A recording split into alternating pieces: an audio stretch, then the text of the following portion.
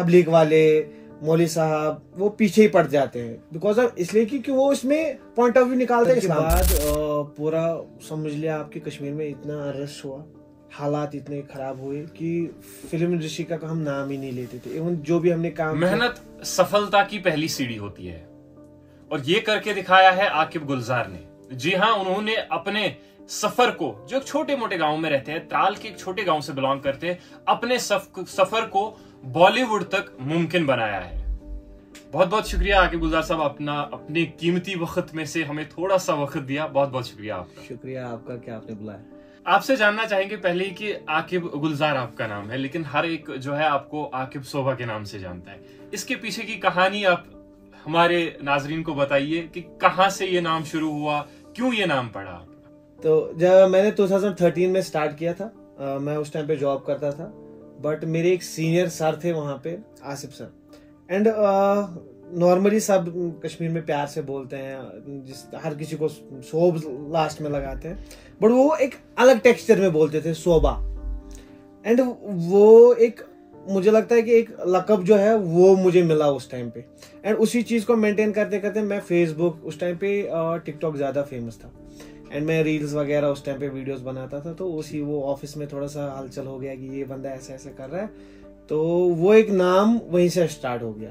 तो सोबा की कहानी शॉर्ट में इतनी है। एंड एक टेक्सचर में बताना चाहता हूँ, इसमें एक है जो मैंने आज तक रिवील नहीं किया।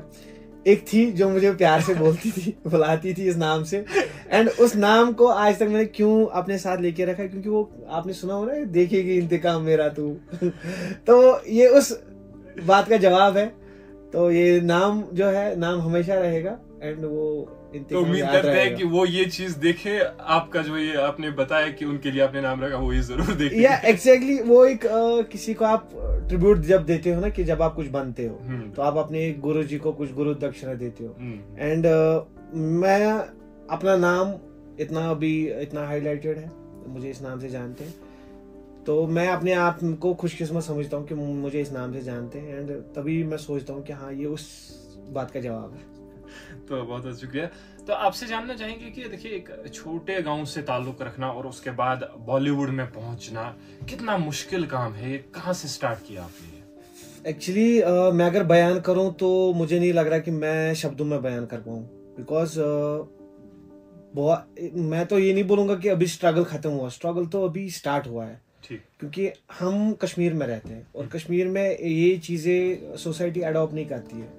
एंड मोस्ट प्रोबेबली जब हम इस फील्ड में जाते हैं, चाहे सिंगिंग हो, एक्टिंग हो, होस्टिंग हो या इन्फ्लुएंस हो, कुछ भी करना, तो ऑब्वियसली हमारे पास एक तो क्या कहते हैं उनको, तबलीग वाले मौलवी साहब वो पीछे ही पड़ जाते हैं, बिकॉज ऑफ इसलिए कि वो इसमें पॉइंट ऑफ व्यू निकालते हैं इस्लाम का।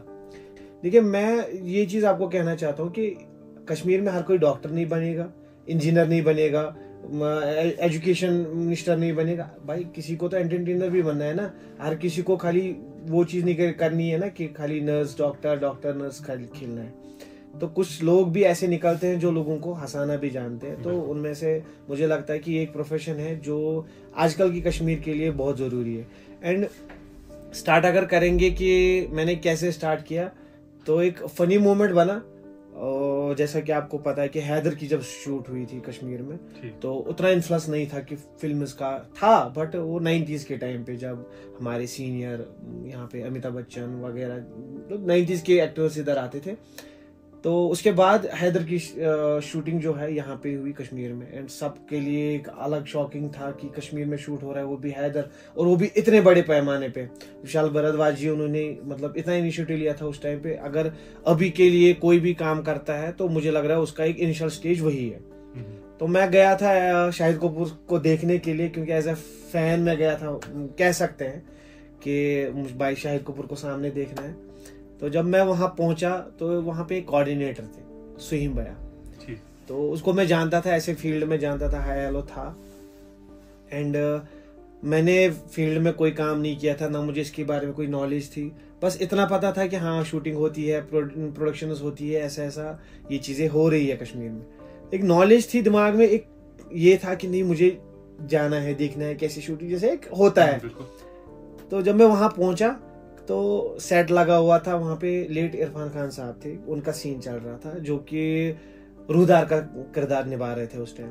तो मैं जब बैठा, मैं ऐसे वेट कर रहा हूँ, मैंने उन कोऑर्डिनेटर को बोला यार मुझे शाहिद कपूर से मिलना है, मुझे श्रद्धा कपूर से मिलना। उसने बोला आज उनका सीन नहीं है तो अभी क्या करें, आप बैठो, तो इरफान खान साहब से है तो आप उनसे मिल लेना। तो मैंने बोला ओके। तो मैं आपको बता, मैंने आजान हुई थी फजर के टाइम पे, मैं निकला था, वहां पे मेरे मामू की स्कूटर थी, मैं वो स्कूटर लेके सुबह 5 बजे मैं डल के पास जा रहा था। एंड मैंने रास्ते में हिरसा उठाया और वो मैं साथ में लेके गया एज अ ब्रेकफास्ट, क्योंकि मुझे पता था कि वहाँ कोई ये नहीं था कि मुझे अगर भूख भी लगी तो मैं क्या करूँ, क्योंकि 9 बजे मैं तब काम करता था, मुझे 9 बजे वापस ऑफिस पहुंचना था। जब मैं वहां गया तो मैं बैठा था अकेले, मैं खा रहा था, एंड सडनली एक मैम आई, तो उनका शायद श्वेता के कुछ नाम था, तो ही सेड कि आप भी कास्टिंग से हो। मैंने बोला कास्टिंग, मुझे ये भी नहीं पता था कि मैं मतलब कास्टिंग किसको बोलते हैं। मैं वो हो गया, बोला नो, तो मैंने बोला जो भी है, मैंने नो बोल दिया। तो ही सेड ओके। तो उसने बोला आप क्या खा रहे हो। मैंने बोला, उसने कुछ अलग से देखा ना, ये क्या खा रहा है सिल्वर बॉयल में। मैंने बोला मैम इसको हरसा बोलते हैं, कश्मीर में सर्दियों में ज्यादातर खाते थे। तो उसने बोला ओके। तो इतने में ही सुहीम भाई आया, उसने बोला हाँ ये मेरा फ्रेंड है, तो ऐसे जानता हूँ मैं इसको, तो ये आया है शाहिद कपूर से मिलने। एंड शी स्माइल्ड लाइक अच्छा तो आप फैन हो शाहिद कपूर के। मैंने बोला हाँ, वो फैन भी नहीं पता था फैन किसको बोलते थे, मुझे तो फैन पंखा लग रहा था। तो जब वहां पे आ गए तो उसने बोला यार सुहीम एक लड़का ना कम पढ़ रहा है, मुझे लग रहा है ये डेस्टिनी का कनेक्शन था, एक लड़का कम पढ़ रहा है, तो मैंने आपको बोला था। उसने मुझे बोला सुहीम आगे क्या करेगा शूटिंग। मैंने बोला मैं तो आया हूँ देखने ये क्या हो रहा है। मैंने बोला हाँ मैं करूंगा, मुझे क्या पता है क्या करना है, मुझे लगा वही टिकटॉक वाले अपनी रील्स वगैरह डाल ली। बोला नहीं, वो उसने बोला मैम फिर क्या कर। मैंने बोला इसको सोल्जर बना दो। एंड मुझे लग रहा है वो दिन और आज का दिन, तब से सोल्जर आर्मी पुलिस यही चल रहा है, शुरुआत वहीं से ही हुई। एंड सडनली मेरा कॉस्ट्यूम चेंज हो गया। इवन यहाँ पे उस टाइम पे हालात वैसे नहीं थे मेरे पास, उसके मतलब इतने फोटोज मैंने लिए थे, तो फिर यहाँ के हालात की वजह से मतलब वो चीज हम रिवील नहीं कर पाए, सोशल मीडिया पे अपलोड नहीं कर पाए। तो वो एक सपनों में ही था, मुझे लग रहा है हैदर का शूट सपने में ही था। एंड जब वो रिलीज हुआ, जब मैंने हैदर मूवी देखी, एंड वहां पे मैंने जब अपने आप को पाया कि ऑब्वियसली पता होता ना कि मैंने कहाँ पे शूट किया था, खाली मुझे टोपी दिख रही है और मैं सबको बोल रहा हूँ ये टोपी पे मैं हूँ। मतलब इतनी एक्साइटमेंट थी पहले प्रोजेक्ट में। तो आपसे जानना चाहेंगे कि जब आप बॉलीवुड में पहुंचे, क्योंकि इतना बड़ा सेट होना वहां पे इतने सारे लोग, इतने बड़े इन्फ्लुएंशियल लोग वहां पे होना, जब आप वहां पे पहुंचे तो आपको कैसा लगा? एक वो अलग माहौल में आप पहुंच गए, आपको कैसा लगा वहां पे? मुझे लग रहा है कि बॉलीवुड और कश्मीर में 100 साल की डिफरेंस है। 90s की मैं बात नहीं कर रहा हूँ, 90s छोड़िए, मैं करंट सिचुएशन की बात कर रहा हूँ। जितना एक्सपोजर अभी है ना कश्मीर की इंडस्ट्री में, तो मुझे लग रहा है जब तक हम बॉलीवुड तक पहुंच जाएंगे कम से कम कुछ नहीं तो कम से कम 20 साल लगेंगे। वो इसलिए मैं बोल रहा हूँ क्योंकि हमारे पास वैसा इंफ्रास्ट्रक्चर है ही नहीं, हमारे पास वैसे थिएटर आउटलेट्स है ही नहीं जहाँ पे हम अपने आप को नरिश कर सके। हमारे पास एक्टिंग क्लासेस नहीं है, यहाँ एक बात ऐसे कह सकते हैं कि कोई सिखाने वाला नहीं है। यहाँ पे एक ही चीज है कि आपका कास्टिंग कॉल आता है, आपको कास्ट किया जाता है, आपका ऑडिशन आया तो गए नहीं तो खत्म बात, इतना ही है। ऐसा नहीं है कि जैसे हर किसी फील्ड में किसी को आपको बोलते हैं कि भाई इधर ऐसी स्माइल देनी है, अगर आपको रोना है तो इस एंगल से रोना है। ये चीजें यहाँ पे कमी है। अब जो हमारे सीनियर्स हैं वो अपने अपने काम में बिजी है। फॉर एग्जाम्पल मेरा एक रिसेंटली शूट आया था अमेजॉन प्राइम के लिए, तो मुझे कुछ चीजें ऑब्जर्व करनी थी। एक एक्ट था, तो मैंने अपने सीनियर को कॉल किया, मीर सरवर साहब, बहुत अच्छे एक्टर है, बोलने की जरूरत नहीं है, लोग उनको जानते भी हैं। तो मैं नाम क्यों बोल रहा हूँ, क्योंकि कुछ लोग ऐसे होते हैं कि जो चाहते हैं कि हमारी आगे पीढ़ी जो जनरेशन आ रही है वो आगे बढ़े, एंड उनमें वो एक काबिलियत है। तो मैंने उनको डायरेक्टली कॉल किया कि सरवर भाई मुझे ये चीज करनी है, मुझे ये करना है, ये एक्ट करना है, इसको मैं कैसे करूं। एंड उन्होंने फोन पे मुझे लगभग 20 मिनट समझाया कि क्या करना है, क्योंकि मेरे पास कोई अपॉर्चुनिटी है ही नहीं कि मैं कहीं एक्टिंग क्लास पे जाऊं या कोई थिएटर ज्वाइन करूं या कहीं पे जाऊं या एनएसडी में भी जाऊं, मैं उतना टाइम है ही नहीं। तो कहने की बात यह है कि इंसान के पास उतना पोटेंशियल होना चाहिए कि भाई मुझे ये चीज करनी है, तो मुझे कहीं से भी, फिर उन्होंने मुझे सिखाया कि क्या करना है। फिर मैंने उनको 1 हफ्ते के बाद वो वीडियो फेस टू फेस दिखाई। जो मैंने आपको बोला था आपने तो वो किया, बट ये आपकी किस्मत है कि आपका आगे ऑडिशन क्या होगा, पर जो मैंने आपको भी आपने तो वो किया था। एंड मेरे लिए वो फख्र की बात है कि मेरे गुरु ने मुझे ये चीज सिखाई और मैंने वो की। तो आपसे जानना चाहेंगे कि आपका जो पहला प्रोजेक्ट था, जो आपने अभी बताया कि बाय चांस हैदर में हो गया मेरा, तो उसके बाद जब आप फिर वहां पहुंचे अपने प्रोजेक्ट के लिए, उसके बाद हैदर के बाद तो कैसा लगा वहां पे, कितना मुश्किल हुआ फिर हैदर से वहां तक पहुंचने में? हैदर के बाद पूरा समझ लिया आपके कश्मीर में इतना रश हुआ, हालात इतने खराब हुए कि फिल्म इंडस्ट्री का हम नाम ही नहीं लेते थे। इवन जो भी हमने काम किया था, चाहे वो उस फील्ड के कोऑर्डिनेटर्स हो, कास्टिंग एजेंसीज हो, लाइन प्रोड्यूसर्स हो, कोई भी ये भी नहीं बोल सकता था कि मैंने इसमें काम किया है, मैंने किया, बिकॉज हालात ही कुछ वैसे हुए थे। अब हालातों में हम नहीं जाएंगे, वो एज पर है ही। तो अब बात करते हैं हमारे जो मेरे जहाँ पे मेरी लाइफ टर्न हुई। तो लियो एक आई थी जिसने मेरी लाइफ बदल दी। तो उसमें भी मैं एज ए जूनियर ही गया था, क्योंकि एक्सपीरियंस नहीं थी, कुछ नहीं था, तो एज जूनियर में गया था। लेकिन उसकी एक कहानी मैं आपको बताऊंगा। मेरा शूट चल रहा, इवेंट चल रहा था टाइगर हॉल में, एंड शाम को 7 बजे मुझे जाना था इधर पहलगाम। शूट था 10 दिन के लिए। तो मुझे कास्टिंग कॉल से कॉल आई कि आपको शाम को 9 बजे पहुंचना है। तो मैंने उनको बोला कि मैं नहीं आ सकता, बिकॉज मेरा 5 दिन से रिहर्सल चल रहे हैं इवेंट के लिए। एंड शाम को 10 बजे मैं बाइक पे चढ़ा हूँ, वो भी विंटर में, लियो मूवी के लिए। वो कहते हैं ना डेडिकेशन, और जब आपके पास वो ताकत होती है कि नहीं मुझे करना है। मैं रात के 10 बजे बाइक पे गया हूँ पहलगाम, और इतनी सर्दी में बर्फ पड़ रही थी। एंड जब मैं वहां पहुंचा, मैं एज ए जूनियर गया था, बट जब सेट पे पहुंचे, लगभग हम 13 दिन वहां पे थे। एंड 13 दिन में इतना, जब मैंने पहली बार देखा ना setup, ADs, directors, Lokesh Kanagaraj director थे उसके, एंड दैट टाइम मुझे लग रहा कि मैं कहीं और ही जगह पे हूँ। जब ये चीजें, प्रोडक्शन सिस्टम देखा मैंने, कैसे चीजें होती है, क्या क्या होता है, तो ऑन स्पॉट उन्होंने एक सीन क्रिएट किया कि आपको ऐसा ऐसा करना, ये करना, ये करना, तो बस मैंने वो कर दिया। एंड दैट टाइम मैंने वो, मुझे नहीं लगा था कि मैंने वो किया, किसने किया, बट जो भी था तो हो गया, टचवुड हो गया वो। एंड आफ्टर दैट जब मैंने वो किया, तो उसने मेरी लाइफ बदल दी। हर किसी न्यूज चैनल या आर्टिकल्स में मेरा नाम आया, ऑब्वियसली, क्योंकि वो मेरे लिए बहुत बड़ी बात थी। लियो और विजय थालापति के साथ स्क्रीन शेयर करना, दैट टाइम वो मेरे लिए बहुत अच्छा था। तो चलिए कुछ सवाल आपके लिए, छोटे मोटे से सवाल आपके लिए, कि आप बॉलीवुड से अब अपनी शोहरत वहां पे पा चुके हैं आप जी। तो आपको कुछ चीजें, मैं कुछ नाम बताऊंगा, आपको सिलेक्ट करने हैं उनमें से कुछ। ओके। शाहरुख खान या सलमान खान? भाई ये दोनों ही राज करते हैं बॉलीवुड इंडस्ट्री पे, लेकिन पर्सनली मैं बता दूं सलमान खान, बिकॉज उनके जैसा बीइंग ह्यूमन ना तो इंडस्ट्री में है, ना कोई आएगा। एंड पॉइंट ऑफ व्यू अगर शाहरुख खान की बात करें, भाई वहां तक पहुंचने के लिए तो सदियां गुजर जाती है, वो अपनी जगह पे है, बट एज ए कह सकते हैं सलमान खान। आलिया भट्ट या Janhvi Kapoor? Oh my God,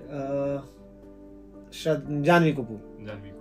तो अब थोड़ा सा उससे पीछे जाते हैं, प्रियंका चोपड़ा या Aishwarya Rai? All time favourite Aishwarya Rai. तो चलिए बहुत शुक्रिया। अब थोड़े से कुछ नए प्रोजेक्ट्स के बारे में बताइए। ओके, मेरा एक प्रोजेक्ट आ रहा है जो मैं अभी डिस्क्लोज नहीं करना चाहता, बट एक अच्छा प्रोजेक्ट आ रहा है इंशाल्लाह। या तो उससे कश्मीर की इंडस्ट्री में एक रेवोल्यूशन आएगा, या तो पूरा डाउनफॉल आएगा, बट होप सो, क्योंकि एक हिंट देता हूं मैं, ताहा फिल्म्स जो है वो यहाँ पे एक अच्छा बड़ा प्रोजेक्ट, लगभग 500 से ऊपर करोड़ की बजट मूवी बनने वाली है।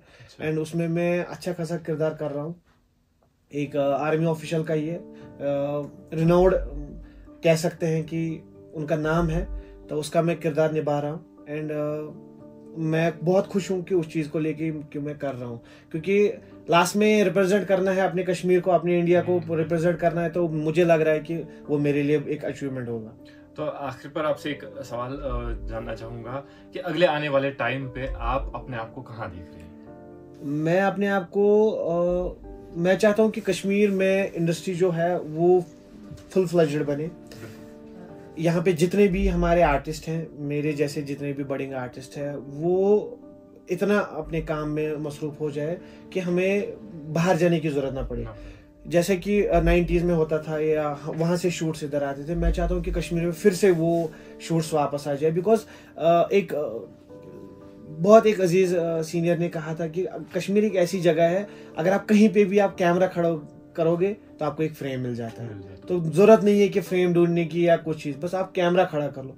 तो वही चीज मैं चाहता हूँ कि आपके माध्यम से मैं जितने भी बाहर सुनने वाले हैं या जितने भी फिल्म इंडस्ट्री के साथ जुड़े हुए हैं, उनको मैं एक ही चीज कहना चाहता हूँ, प्लीज कश्मीर सेफ जगह है, कोई टेंशन नहीं है। आपको लाइन प्रोड्यूसर्स की जरूरत है, आपको कैमरा की जरूरत है, आपको वैनिटीज की जरूरत है, आपको प्रोडक्शन की जरूरत है, आपको बंदों की जरूरत, आपको आर्टिस्ट की जरूरत है।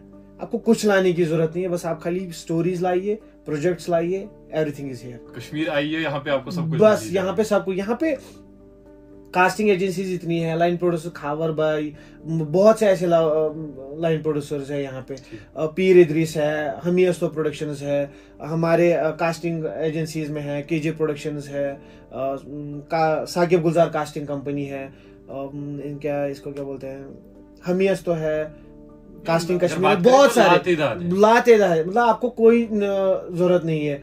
हमारी अरहान है, बहुत से ऐसे लोग हैं जो इस फिल्म इंडस्ट्री के साथ बहुत ज्यादा जुड़े हुए हैं, और मुझे भी यही लोग कास्ट करते हैं। जब मुझे ये लोग कास्ट करते हैं तो मुझे भी उस टाइम पे, जैसे बाकी लोग हैं उस टाइम पे भी बाकी लोग भी प्रेफर करते हैं कि नहीं हम यहाँ पे जाए। मुझे रिसेंटली एक अमेजोन शो ये करके आया हूँ मैं, सीरीज बॉबी देओल के साथ, तो मुझे भी साकिब गुलजार ने उस टाइम पे कास्ट किया। तो जब मैं बाहर गया तो उन प्रोडक्शंस के मेरे साथ ये हंसराज, चेतन हंसराज मेरे ही रूम, मतलब अपोजिट रूम में थे, मीर सरवर थे, इतने बड़े कलाकार, साकिब अयूब था जो रिसेंटली एक मूवी हिट 3 में उन्होंने अपना किरदार निभाया। तो बहुत अच्छा लगता है जब इतने एटमॉस्फेयर में उन सीनियर्स के साथ बैठना होता है, उठना बैठना होता है, तब अच्छा लगता है। तो ये थे हमारे साथ आकिब सोबा या आकिब गुलजार मैं कहूँ, ये थे हमारे साथ। तो आते हैं लौट के कुछ और खास मेहमान के साथ आपको रूबरू करवाने। तब तक आप देखते और सुनते रहिए रेडियो D9.6 FM पैगामी शोपियां, हमारे दिलों की धड़कन।